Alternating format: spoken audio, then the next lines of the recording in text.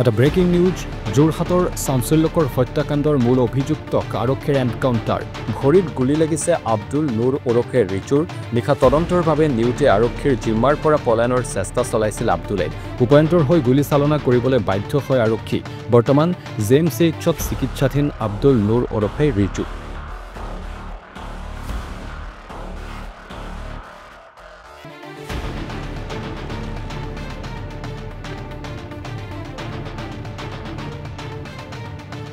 এটা breaking news যোৰহাটৰ চাঞ্চল্যকৰ হত্যাকাণ্ডৰ মূল অভিযুক্তক আৰক্ষীৰ এনকাউণ্টাৰ ভৰিত গুলী লাগিছে আব্দুল নুৰ ওৰফে ৰিচুৰ নিশা তদন্তৰ বাবে নিউটে আৰক্ষীৰ জিম্মাৰ পৰা পলায়নৰ চেষ্টা চলাইছিল আব্দুলে উপায়ন্তৰ হৈ গুলী চালনা কৰিবলৈ বাধ্য হয় আৰক্ষী বৰ্তমান জেএমচিএইচত চিকিৎসাধীন আব্দুল নুৰ ওৰফে ৰিচু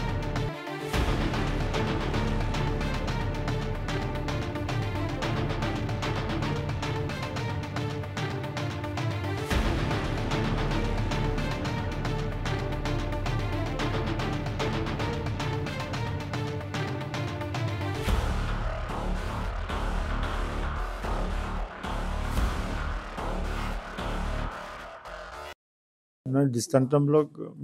মানে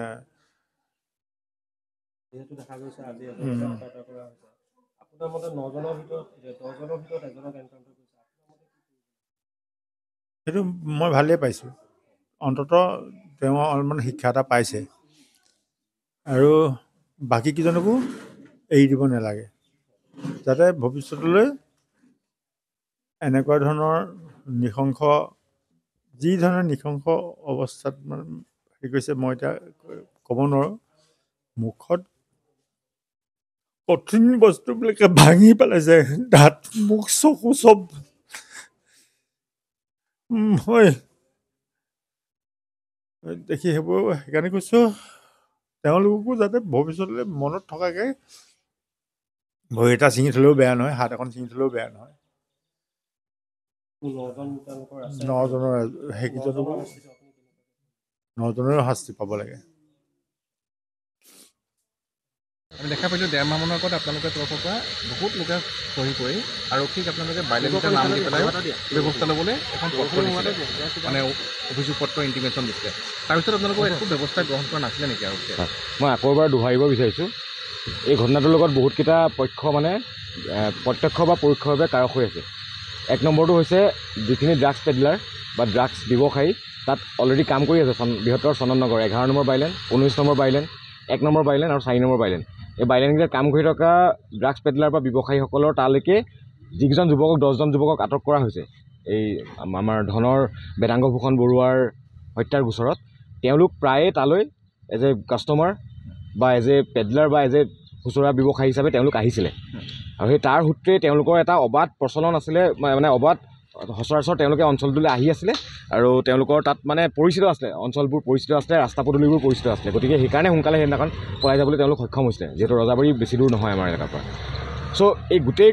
প্ৰত্যক্ষ বা পৰোক্ষ কাৰকবোৰক আচলতে একেলগে নিৰ্মূল কৰিব লাগিব আজি আমি খবৰ পাইছোঁ যে কোনোবা এজন পলাবলৈ চেষ্টা কৰিছিলে প্ৰথম কথা পলাবলৈ চেষ্টা কৰাটো এটা দুৰ্ভাগ্যজনক কথা কিন্তু তাতকৈ দুৰ্ভাগ্যজনক যে তেখেতৰ ভৰিত গুলী লাগিছে ন মই যিমান দূৰ খবৰ পাইছোঁ কিন্তু তেনেকৈতো নহ'ব বস্তুবোৰ আচলতে ষ্ট্ৰং চাৰ্জশ্বিট লৈ আমি কঠোৰৰ পৰা কঠোৰতম শাস্তি লাগে গোটেইকেইজনক আৰু যিকেইজন এতিয়াও পলাতক অৱস্থাত আছে তেওঁলোকক লগে লগে কৰায়ত্ব হ'ব লাগে আৰু কি বিচাৰিম চৰম শাস্তি বিচাৰিম আচলতে এই ধৰণৰ মানে এনেকুৱা গিমিকতো থাকিব নালাগে যে কিবা এটা গুলী মাৰি দিলে ৰাইজৰ মানে খং ক্ষোভ প্ৰশমন হৈ গ'ল ৰাইজ ঠাণ্ডা হৈ গ'ল এইবোৰ নহয় কিন্তু যিকেইটা আপুনি বাইলেনৰ কথা কৈছিলে যিকেইখন মানুহৰ ঘৰত কালি আপোনালোকে গোটেই ৰাজহুৱাভাৱে চব মানুহ স্বতঃস্ফূৰ্তভাৱে ওলাই আহিছে আৰক্ষী তাত গৈ তেনেধৰণে অভিযান চলাইছে নাই আজিলৈকেতো চলোৱাই নাছিলে এতিয়া জোৰ পৰি হাত পোৱাৰ পিছত তেখেতলোকে আৰম্ভ কৰিছে নাই কৰা বুলি কোৱা নাই এতিয়া আৰম্ভ কৰিছে লাহেকৈ কিন্তু হয়তো এইটো গিমিকৰ নিচিনাকৈ যাতে হ'ব নালাগে এইটোৱে আহ্বান যে গিমিক হ'ব নালাগে আৰক্ষীৰ বহুত কাম থাকে কিন্তু তাৰ মাজত এইটো এটা অন্যতম মূল কাম হ'ব লাগে কালি আমি শুনিছোঁ আমাৰ স্থানীয় বিধায়কে কিছুমান বাইট দিছে যে আৰক্ষীৰ দুৰ্বলতাৰ কথা প্ৰশাসনৰ দুৰ্বলতাৰ কথা যদি স্থানীয় বিধায়ক আমাৰ জনপ্ৰতিনিধি এজনৰ তেনেকুৱা ধৰণৰ বাইট হয় তাৰমানে এইটোৱে সূচায় যে আমাৰ অসম মানে যোৰহাট আৰক্ষী আৰু যোৰহাট প্ৰশাসন কিমান দুৰ্বল ৰূপে পৰিচালিত হৈ আছে আমি আচলতে তেওঁলোকৰ মনোবল ভাঙিব বিচৰা নাই আমি মনোবল শক্তিশালী কৰিবলৈ ইনফৰমেশ্যনবোৰ দিবলৈ আমি আচলতে অতদিনে ট্ৰাই কৰি আছোঁ অতদিনে আমি ইনফৰমেশ্যন দি আছোঁ কণ্টিনিউৱাছ অতদিনে ইনফৰমেশ্যন তেখেতলোকৰ স্মাৰকপত্ৰ দিয়া হৈছে তাৰ পিছতো তেওঁলোক শুই থাকে তেওঁলোকৰ কাম কাজবোৰ মেইন কাম কাজবোৰ য'ত সেইবোৰত মানে তেওঁলোকে ধ্যান ধাৰণা নিদিয়ে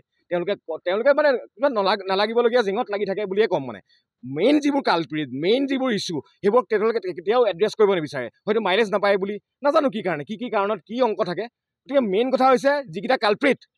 আজি তিলনি হয় বেদাংগ মোৰ বন্ধু আজি তিলনি চলি আছে মোৰ বন্ধুৰ আত্মাই ন্যায় পাব লাগিব শান্তি পাব লাগিব তাৰ কাৰণে 10জন কালপ্ৰিট এতিয়ালৈকে ধৰিছে আৰু যিকেইজন অপৰাধী আছে লগে লগে কৰায়ত্ব হ'ব লাগে আৰু কঠোৰতম শাস্তি লাগে এই ধৰণৰ অকল গিমিক হ'ব নালাগে আজি গুলিয়াইছে কিবা হৈছে নাজানো কি হৈছে ঘটনাটো আপোনালোকেও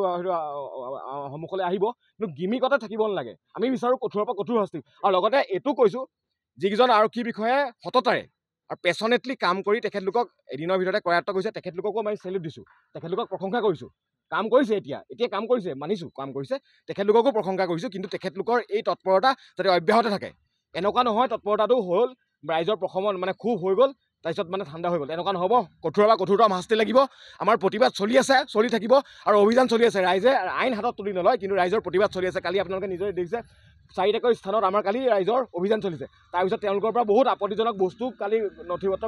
মানে আপত্তিজনক বস্তু কৰায়ত্ব হৈছে আপুনি কিবা দেখিছে নেকি বা জানিছে নেকি কি কৰায়ত্ব হৈছে বা কি উদ্ধাৰ কৰিবলৈ কি উদ্ধাৰ কৰিছে 1 নম্বৰ বাইলেনত যি হৈছে 1 নম্বৰ বাইলেনত আমি পাইছোঁ যে তাতে যিবোৰ মানে হেৰইন বা নিচাজাতীয় বস্তু সেইবোৰ নিয়াৰ মানে কিছুমান পেকেট উদ্ধাৰ হৈছে আমি যিমান দূৰ পাইছোঁ লগতে আচৰিত হ'ব আপোনালোকে এটা কাৰ্টুন পাইছে মানে এটা ফুল মানে চুটকেছ পাইছে তাতে আমাৰ মহিলাৰ মানে ইনাৰ গাৰ্মেণ্টছ পাইছে এগালমান সেইটোৱে কি সূচায় তেওঁলোকে আচলতে মহিলাক ইউজ কৰে মানে সৰবৰাহ কৰাত ইউজ কৰে তেওঁলোকে ইনাৰ গাৰ্মেণ্টছত ভৰাই বা কি ধৰণে তেওঁলোকে ইমান মাষ্টাৰ মাইণ্ড তেওঁলোকৰ ইমান কুল কাম সেইটোত তেওঁলোকে কাম কৰে গতিকে আৰক্ষীয়ে তাতকৈতো বেছি চিন্তা কৰি কাম কৰিব লাগিব ন ইমানটো সেইকণটো স্মাৰ্টনেছ সেইকণটো পুলিচগিৰি থাকিব লাগিব পুলিচগিৰি বা আমাৰ সেই সাধাৰণ ৰাইজৰ ওপৰত টাঙোন মাৰিলেতো পুলিচগিৰি নচলে পুলিচগিৰি যদি স্মাৰ্টনেছ তেখেতলোকৰ ইণ্টেলিজেঞ্চ ব্যৰ্থতা মই এইটোৱে ক'ম তেখেতলোকৰ ব্যৰ্থতা গতিকে ইণ্টেলিজেঞ্চ কামত লগাওক তেখেতলোক দক্ষ আৰক্ষী বিষয়া আছে তেখেতলোকে নিজৰ হাত ভৰি বন্ধাবোৰ খুলি দিয়ক তেওঁলোকে কাম আৰম্ভ কৰক আৰু যিকেইজন কঠোৰ শাস্তি মানে অপৰাধী কঠোৰ শাস্তি পাব লাগিব এই ধৰণে কিন্তু আমি ৰৈ নাযাওঁ প্ৰতিবাদ চলি থাকিব কঠোৰ শাস্তি নোপোৱালৈকে কিন্তু আমি শান্ত নহওঁ সমূহ ড্ৰাগছ ঘাটি ইমিডিয়েট একশ্যন লৈ সকলো ড্ৰাগছ ব্যৱসায়ী আৰু ড্ৰাগছ ঘাটিবোৰ ইমিডিয়েট উৎখাত কৰক যোৰহাটত এইটোতো প্ৰথম ঘটনা নহয় ইয়াৰ আগতে ডক্টৰ দেৱেন দত্ত অনিমেষ ভূঞা এনেকৈ কেইবাজনো ব্যক্তিৰ গণপ্ৰহাৰত মৃত্যু হৈছে কি ক'ব চক এইটো মানে গণপ্ৰহাৰ এটা ৱৰ্ড আৰু যেতিয়া এটা সুস্থ সবল মানে মগজুৰে কিছুমান হত্যাকাণ্ড হয় তাৰে এটা জ্বলন্ত উদাহৰণ হৈছে এই বেদাংগ ভূষণ বৰুৱাৰ হত্যাকাণ্ড আপোনালোকে পোষ্টমাৰ্টেম ৰিপৰ্ট অতি সোনকালে পাব আমি তাৰ বডি দেখিছোঁ যি ধৰণে নৃশংসতাৰে তাক মাৰিছে প্ৰাইভেট পাৰ্টছত মাৰিছে মাথা তাৰ হেৰি কৰি দিছে ক'বলৈ বেয়া লাগিছে মানে যেনেকুৱা নৃশংসতা আপোনালোকে দেখিলে চকু শিহৰণ মানে আপোনালোকৰ চকু মানে চলচলীয়া হৈ যাব আমাৰ ক্ষোভত আছোঁ আমি দুখত আছোঁ মানে পোষ্টমাৰ্টেম ৰিপৰ্ট অতি সোনকালে আহিলে আপোনালোকে যাতে পোষ্টমাৰ্টেম ৰিপৰ্ট সোনকালে চালু কৰে তেখেতলোকে আপোনালোকে GMC কৰ্তৃপক্ষক সেইটো ধৰণৰ আপোনাৰ প্ৰেছাৰ দিব বুলি আশা কৰিছোঁ কাৰণ নহ'লে বহুত লেহেমীয়া কাম কাজ হয়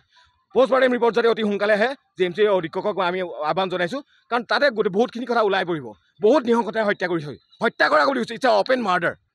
এন অপেন মাৰ্ডাৰ